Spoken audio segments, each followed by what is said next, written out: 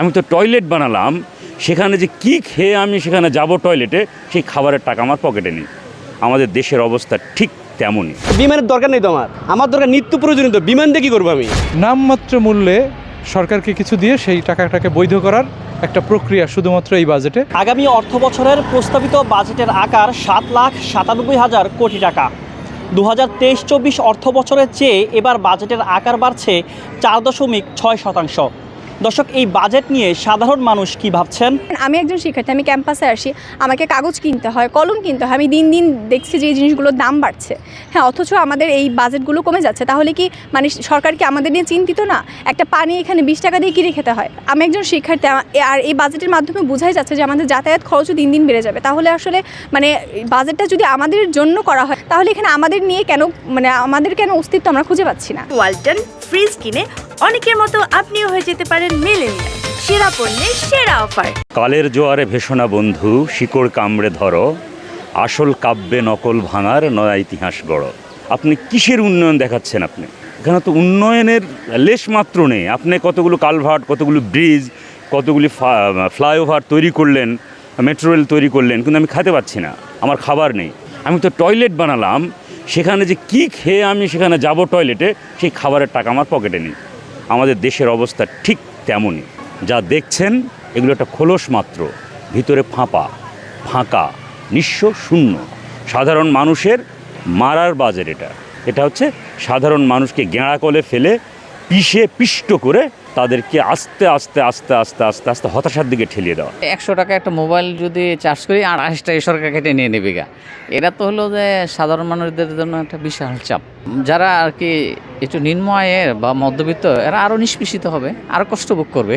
এটাই তো স্বাভাবিক। বাংলাদেশে যে হচ্ছে কি বাজেট, এই বাজেটে হচ্ছে সব থেকে হচ্ছে কি বেশি পাওয়ার কথা হচ্ছে কি শিক্ষা। কিন্তু আমরা বারবার দেখি হচ্ছে কি আপনার মানে আমাদের যে শিক্ষার যে বাজেট, সেটা হচ্ছে তুলনামূলক অন্যান্য সব কিছু থেকে কম হয়ে যাচ্ছে। যে শিক্ষাটা হবে রাষ্ট্রের হচ্ছে কি মেরুদণ্ড, সেখানেই হচ্ছে কি আমরা বিনিয়োগটা ভালো মতো পাচ্ছি না। আমাদের জন্য এই বাজেটটা না।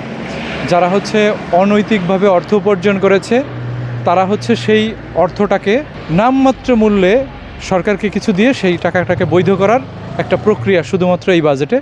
এছাড়া নিত্য প্রয়োজনীয় যেসব দ্রব্যাদি, এইসব জিনিসের যদি দাম কমানোর ব্যবস্থা হতো, তাহলে আমাদের বান্ধব বা গরিব বান্ধব বাজেট হতো। এই বাজেট বাড়াইছে, যেমন ধরেন আমাদের সমস্যায় এক সিএনজির কি হইব এই বাজেট লিয়া। গ্যাসের দাম বাড়বো, 43 টাকা লিটার আছে, ওখানে কমসে কম 50 টাকা 63 টাকা করবো। এই যে আমাদের মিটার আজকে 15 বছর আগে বানায় দিছে, জমা আছিল সেসম 700 টাকা, সেই সময় মালিক 900 টাকা জমা নিচ্ছে, এখন জমা হইলো 1500 টাকা। আপনি তো সেই মিটারেই চালান লাগে। সারজনের রাস্তা ধরে ধরে মানে মামলা করে কয় টাকায় আইসে মিটারে চালায় না, কেমন চালাম এই মিটারে? সরকার তো ঠিক করে দেয় না, বছর যাইব ঠিক করে দেব। আমরা বছরে বাজেট বাড়াইলাম, তোমার 10 পয়সা গ্যাসের দাম বাড়ছে, আমরা তোমার 5 পয়সা বাড়াই দিলাম। মাদকের যেগুলো আছে মাদক, এই মাদকের দামটা উচ্চ লেভেল করা উচিত। আর নিম্নমানের যেমন এই অটোরিকশা বা যেগুলো সাধারণ মানুষ, যারা খেটে খাওয়া মানুষ, সেগুলোর দামটা কমিয়ে দেওয়া উচিত। বাড়ান তো উচিতই নয়, বাড়ানটা একেবারে নিষেধ। এবং যারা নিত্য প্রয়োজনীয় জিনিসগুলো দাম আরও কমিয়ে দেওয়া দরকার, সেখানে দাম বাড়ানোর কোনো যুক্তি নাই। নেশার দাম বাড়াতে থাকেন, সমস্যা নাই, ডাবল করলেও সমস্যা নাই, কেন নেশা খাওয়া মরুক, সমস্যা নাই। কিন্তু আমাদের যারা নিত্য প্রয়োজনীয় চাল, ডাল, পেঁয়াজ, মরিচ, এগুলোর দাম আর যা আছে তার থেকে আরও কমাতে হইব।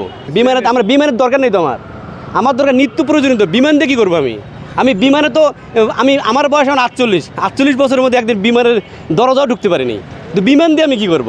আমার দরকার হচ্ছে ট্রেনের দাম কমান, যে ট্রেন মেট্রো রেলের দাম কমান, যেখানে আমরা সবাই যেতে পারি। দাম তো বাড়ার কোনো যুক্তিই নাই, বরং কমাই দিতে হবে। ট্রেনের দাম কমান, বাসের ভাড়া কমান, ওই বিমানের ভাড়া আরও ডাবল করেন, সমস্যা নেই। বিমান তো আমরা চলবো না। বিমান ওই প্রধানমন্ত্রী, ওই মানে করে এসপি, ওই যে বেনজির আহমেদ ভুট্টোর মতো মানে দালাল চক্র, তারা বিমানে চড়ে।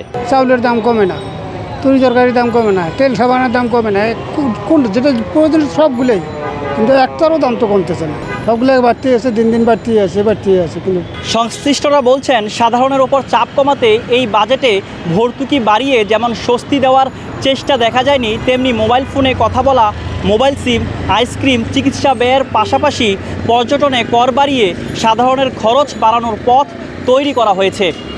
দর্শক, এই ছিল আজকের আয়োজন।